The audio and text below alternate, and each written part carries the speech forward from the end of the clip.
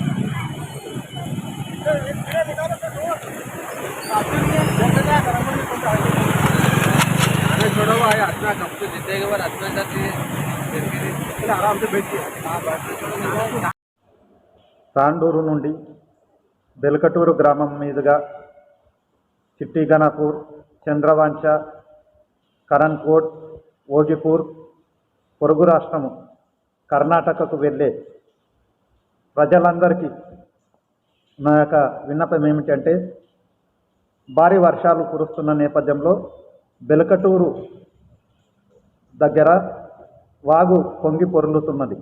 కావున ఈరోజు వరకు మీ యొక్క ప్రయాణాలని వాయిదా వేసుకొని ఎక్కడి వారు అక్కడనే ఉండాలి. వాగు దాటే సాహసం చేయకండి, లేని ప్రమాదాలు జరగవచ్చు. అందుకు ప్రతి ఒక్కరికి మరి ఒకసారి విన్నవిస్తున్నాను. దయచేసి ఈరోజు రాత్రికి మీరు ఉన్న చోట ఎక్కడైనా మంచి స్థలం చూసుకొని అక్కడే బస చేయగలరని మనవి. ఇక ముఖ్య విషయం ఏమిటంటే, మన తెలంగాణ రాష్ట్ర ప్రభుత్వము వాతావరణ శాఖ వారు తెలియజేసింది ఏమిటి, ఇంకా 3 రోజుల వరకు భారీ వర్షాలు కురిసే అవకాశం ఉంది. కావున ప్రజలు ఎవరు వాగులు వంకలు దాటే ప్రయత్నం చేయకండి. ఏదైనా అత్యవసరం అయితే బయటికి రండి, లేదంటే ఇళ్లల్లోనే ఉండగలరని మనవి. ఇట్లు మీ మిత్రుడు జె వెంకటేష్ మాదిగ, సామాజిక కార్యకర్త.